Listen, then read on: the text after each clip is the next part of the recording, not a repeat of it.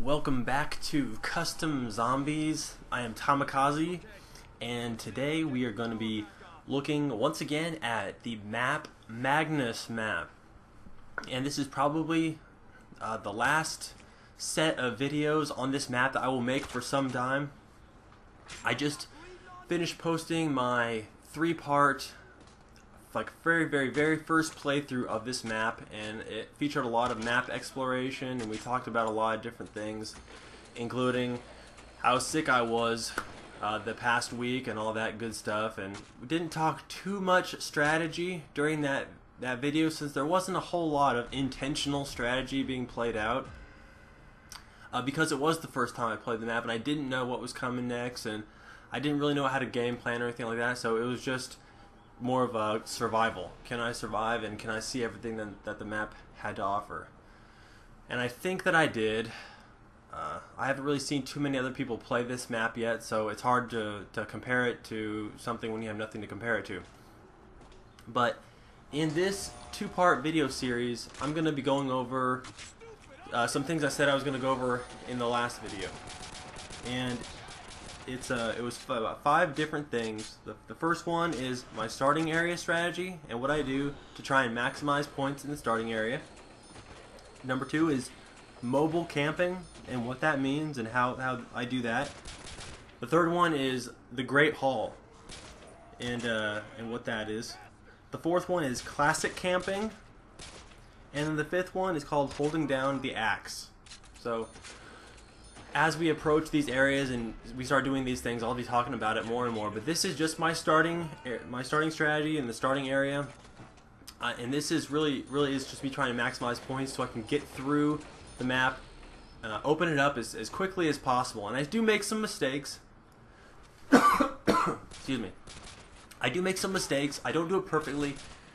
And even though I do try as hard as I possibly can to do it perfectly, it is a good thing for you guys and maybe for some not so great gamers to see mistakes made and yet still see a person do fairly well. And I think I do pretty well on this map. I do get downed a couple times, but thankfully I have the quick revive, so I kind of look like I don't know what I'm doing in those spots maybe, but that's okay, because if we didn't have the quick revive, that would be a game-ending thing. But since we do, we're okay. We can get away with that type of thing. So I'm not really crazy about buying any of the weapons off the wall in this room. Sniper rifles don't really build you points, and this pistol, it's just not that powerful. So I want something with like a medium amount of stopping power that is actually somewhat of a point builder. So I did one pull from the box. I suppose you could do the whole thing where, since it's early enough in the game, if you don't get a gun that you want, you can just restart the map. I'm really not a big fan of these LMGs in this map. I suppose the SAW is better than the RPD in my opinion, because it reloads faster. But this one really is like in my opinion, it really is like a one-clip gun, especially if you don't have speed cola, and especially if you don't have much room to run. So here I've got the Terminator perk, which allows me infinite ammo and no reload.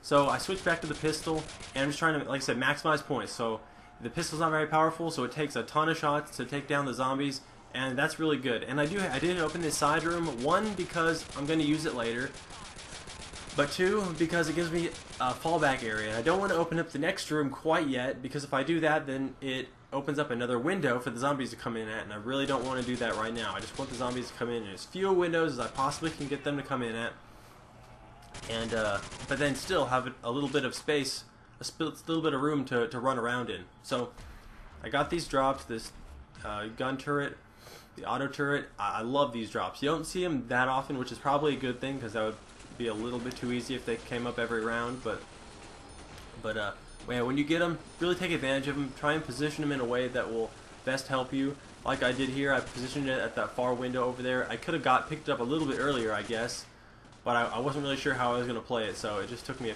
a few seconds to figure that out.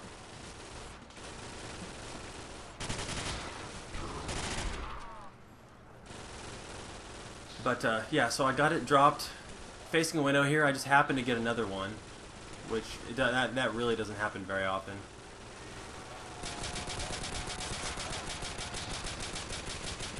but really do take advantage of it when you can get it.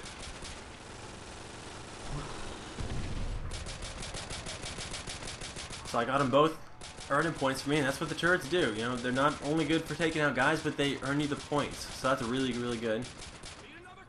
And I'm tucked away back here in this little side room. No windows behind me. It doesn't really serve that much of a purpose except for camping, which I'll be utilizing that a little bit later. But even though it is, you know, the zombies have to go through this. There's just that one little doorway to get to you when you're in that room, and you think I can funnel them pretty well. It's still pretty risky, and it's hard to do. I mean, it's harder than it looks, really. I thought it was going to end up being a better strategy than it was, and it's really more of a strategy for fun than a real usable strategy for feeling safe, because you don't feel really all that safe when you're tucked away back there. So yeah, so I had 10,000 points. My goal was 8 to 10,000, or I could say 8,000 and above was the kind of magic number that I wanted to get to before I was going to leave this area. Because I don't want, like, the next area and the following area, I don't want to be in those areas. Those are kind of, those areas, like this one here, I don't want to be in here. There's way too many windows. Same thing with this area. It's too small for me to feel safe running trains. It's just too small. This area here, and you can see those zombies walking through that wall there, that's something you gotta pay attention to. They will walk through that wall. It's solid for you, it's a solid barrier for you, but it's not for them. So when you're running these circles, and that's what I'm doing here, I'm running a C-shaped like circle strategy, because I haven't opened up any of the further doors into the area that I call the Great Hall. That kind of gives away what's coming next. But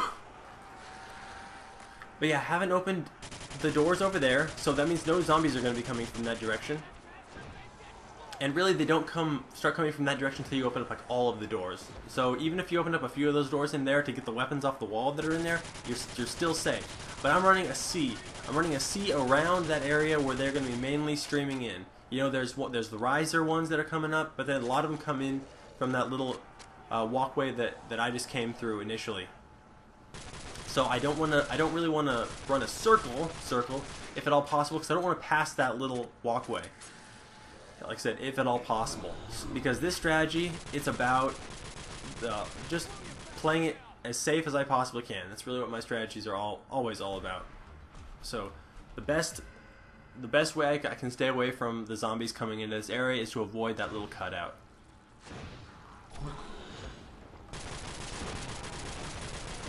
And the reason why I called this area, or this strategy section, mobile camping, it's that you can run the zombies up in a circle or in a C-shaped circle strategy, and then you can run all the way across this area. It's like the size of a football field, right? And then turn around, and you have, like, you know, several seconds to mow down the zombies before they get in your face. So it's like you run the zombies up in a circle, and then you run across the map to a safe area, and you mow them down. And it's pretty safe, especially if you can do it in short bursts. Like, run across the map, you know, circle them up, run across the map, and then, you know, mow them down, and then keep running, just in case those risers that might be around you, behind you, you know, just so they don't, you know, stand all the way up and start trapping you, because that's what you don't want. You don't want to get greedy. Don't start thinking, oh, this is great, I got a good thing going here, and then you start taking too long, because that's not what you want to do. So mobile camping, it means you're on the run, circling them up, but then you also have enough space just to kind of sit back and shoot at them, and that's a really good thing. Circle strategies for me become very, very difficult when I'm running in a small area, and so those are the areas I want to avoid. Circle strategies I think are very, very doable if you have an extremely large area and you're comfortable with the way that you run circles. If you don't like circles at all and you want to avoid them at all possible, that's absolutely fine. It'll just minimize the number of maps that you're able to play with any degree of success. Because camping spots are harder to find, and every camping strategy breaks down at some point because you get pushed back. no matter what, no matter how powerful your guns get, eventually you're going to run out of places to run. You're not going to be able to back up any further. But in the meantime, they're great fun, especially if you have more than one person. So you can like time your reloads, and you have twice the zombie mulching firepower at your disposal. So yeah, did the starting area strategy, got my 8 to 10,000 points, running my C-shaped mobile camping strategy right now. Just trying to get as many points as I can to open up the Great Hall. And I call it the Great Hall for a couple of reasons. One, if you just open up like the first 5 or 6 doors, like just the doors all the way to the end, not the upstairs doors. The upstairs doors ruin the Great Hall strategy. But I call it the Great Hall because if you just open up these downstairs doors... Oh, see, okay, I'll get back to that. Here's where I get down. I feel like with that gun, that P90, God, I feel like I'm running so slow. It's like a small little gun, or at least the picture looks small on the wall. But I can't run with anything. Like, I'm so slow, and I have that between this and like the RPD, like this is not good. I don't know what's going on. Or maybe I'm just like, I'm slower sometimes. Like I run out of sprint at the most inopportune times. But yeah, man, I go down, and yeah, I just that was kind of frustrating. It's irritating because I was really just trying to use this area to build points. And if you can't build points here, you know, you get down, then this area is useless to you. So it's when you get the like the fast running, the increased mobility, temporary drop, like that's a really good thing to use, and you'll see me use that in this area whenever I can. I just start circling zombies up as fast as humanly possible, and it usually goes pretty well. And this is me being stupid. I don't even know what I'm thinking here. I'm probably thinking that like, oh, I have you know, the invulnerability. I'll just get Jug. I completely bypass Quick Revive, as if if I go down, then I'll be okay. But obviously that's not true, and so I almost get myself really screwed here. I'm like getting hit. Like, oh my goodness, Serenity now. You know, I barely get out of there. And unfortunately, there were no other zombies blocking my way, but I was just playing that real stupid. I think I was just upset at myself, so I was thinking like, oh, whatever happens, happens, I don't care. But look at the points I get here. I'm bringing them all the way through this area. 1,000, 2,000, 3,000, 3,500 points with the RPD and just having them run through that tight little corridor area. Like, that's pretty sweet. Like, that was almost worth the price of admission right there.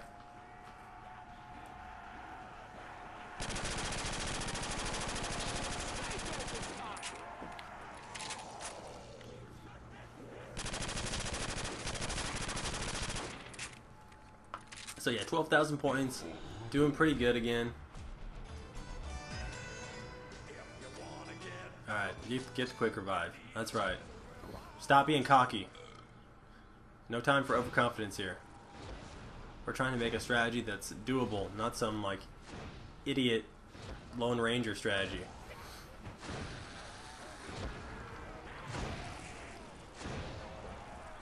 Okay, I think I run like 1 or 2 more rounds here, and then I got about good enough points to start opening up some more things. And I know I've said, so there's something I've said in the past that I might recant on it too, and that's I've mentioned that you can't build a strategy based on the drops that you might get. Alright, you hear that? You can't base a strategy or build a strategy based on the drops that you might get, like max ammos or insta kills, things like that. You can't just plan on the fact that you're going to be getting those.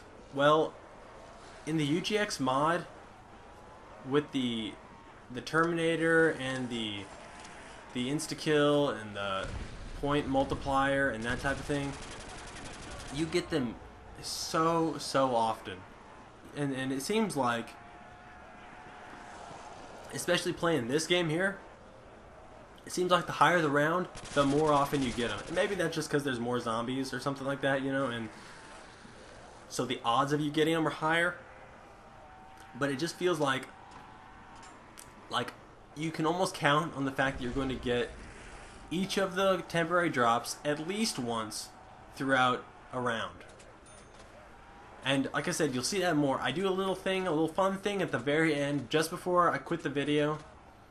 I do this very, very fun thing, so if you can stick around till then, I'll show you that. And it's pretty funny. So yeah, here's what I do. If you just open up those doors, just the doors that I've opened up there, you can camp this great hall. Just stand at the end of this hallway, and and turn around and face where the zombies are going to be coming in, like right here. And then you can just have this long hallway to mow the zombies down on. And granted, if you have to fall back on some area, like you're getting overrun, you'd have to open up one of those upstairs doors. Or you can try and run a circle strategy upstairs if you're comfortable with that, or if there's just not too many zombies left and you know that. But it's, especially if you got your buddy, you're playing with your buddy. That Great Hall is a phenomenal camping area because you have such a huge long layer. It's like trying to camp on oh,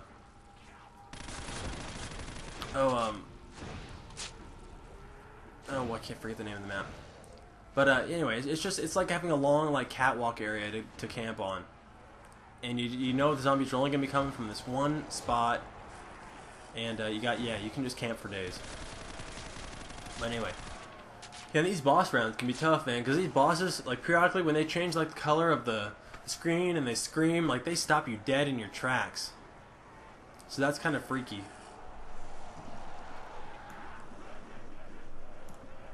And then especially if there's any zombies right beside you, I mean, they're going to hit you, you're going to take damage, you very well might go down, so it's another reason why it's so important to have that quick revive.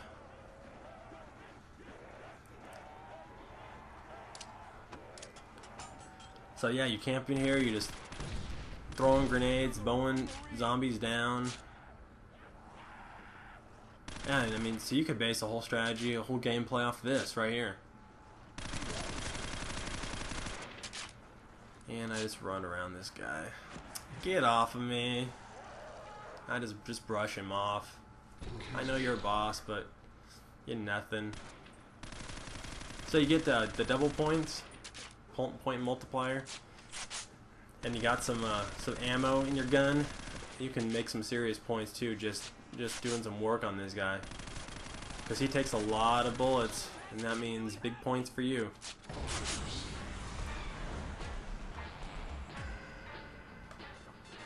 Alright, this video is almost done. This is going to be one more part, another 20-minute video or so. And in that one, we're going to cover classic camping. And this is a little bit of classic camping right here, I guess you could say. So we're going to cover more classic camping, especially in the starting area.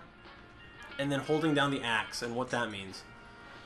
Oh yeah, also another reason why I called this area the Great Hall is it takes a great amount of points to open this area up. That's about the only thing I don't like about it. It is the door behind a door behind a door thing that I think is just so cheap, because it's not like you spend all this money and it takes you really far away through a whole new area of the map, and oh, thank goodness I spent all this money on this area. It's super rewarding. I mean, in the end, what does it do for you? It essentially accesses the pack-a-punch for you. You get through this, and then you buy one more thing to get the pack-a-punch. And that's about it. So it's just, I know the pack-a-punch is worth it, but it's just, I just can't help feeling robbed that I had to spend all that money. Okay, when you buy this axe here, it opens up these two side windows. Those two side windows right beside the axe were closed, that you actually couldn't jump out of them. Now that you buy that axe, you can jump out the windows. And then you got to remember, if you jump out the windows, and you are getting pushed back, whatever, you kind of use that as a camping area. That there's going to be a lot of zombies coming back through that area, so you're going to have to utilize the C circle strategy, or the C running strategy, whatever. You have to utilize it the opposite way. If there's no more guys coming in over here to your left, They're all going to be coming from the right here. So just run around this area and avoid running right beside that door because that's where most of them are going to be coming out. Anyway, guys, thanks for watching these videos. It does get really, really crazy later, I promise you, especially in like the higher rounds. You know, we pack-punch some guns and we mulch some serious zombies. So stay tuned. It's gonna get way more intense, way more grisly. We're gonna have a lot of fun, and like I said, I'm gonna show you some really fun things. So stay tuned for that. All right, thanks guys. I am Tamikaze, and I will talk to you later.